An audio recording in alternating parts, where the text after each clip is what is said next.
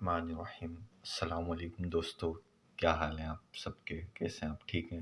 اچھا، آج ایک معجزہ بیان کرنا تھا نبی پاک صلی اللہ علیہ وآلہ وسلم کا۔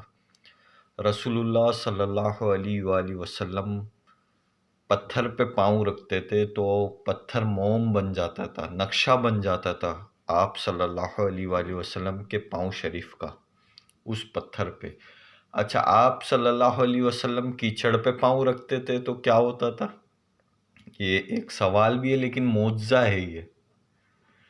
امتی کیچڑ پہ پاؤں رکھے تو نقشہ بن جائے، اور نبی محمد صلی اللہ علیہ وسلم پتھر پہ پاؤں رکھے تو نقشہ بن جائے،